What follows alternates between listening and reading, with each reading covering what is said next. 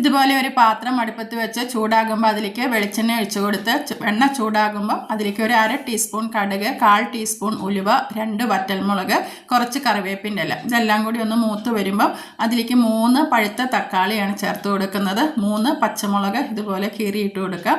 പിന്നെ കുറച്ചധികം ചെറിയുള്ളിയും അതൊന്ന് കീറിയിട്ട് കൊടുക്കാം. ഒരു കഷ്ണം ഇഞ്ചി ചെറുതായി അരിഞ്ഞതും കൂടി ഇട്ട് കൊടുത്തിട്ട് എല്ലാം കൂടി നല്ലതുപോലെ ഒന്ന് വഴറ്റിയെടുക്കാം. ഇനി ഇതിലേക്ക് ഒരു 1/4 ടീസ്പൂൺ മഞ്ഞൾപ്പൊടിയും ആവശ്യത്തിനുള്ള ഉപ്പും കൂടി ചേർത്ത് കൊടുക്കാം. എന്നിട്ട് വീണ്ടും നല്ലതുപോലെ ഒന്ന് ഇളക്കി യോജിപ്പിച്ച ശേഷം മൂടി വെച്ച് ഇതൊന്ന് വേവിച്ചെടുക്കാം. ഒട്ടും വെള്ളം ചേർക്കാതെ വേണം വേവിക്കാനായിട്ട്. ഇനി അത് വെന്ത് വരുമ്പോഴത്തേക്കും ഇതുപോലെ ഒരു പിടി തേങ്ങയും ഒരു 1/2 ടീസ്പൂൺ കടുകും കൂടി ചേർത്ത് ഇതിൻ്റെ കൂടെ അരയ്ക്കുന്നതിനായിട്ട് തൈര് ചേർത്ത് അരയ്ക്കാം. പുളിയില്ലാത്ത തൈര് വേണം എടുക്കാനായിട്ട്. ഞാൻ ഇതുപോലെ ഒരു 3 ടേബിൾ സ്പൂണോളം നിറയെ തൈര് ചേർത്ത് നല്ലതുപോലെ ഇത് അരച്ചെടുത്തിട്ടുണ്ട്.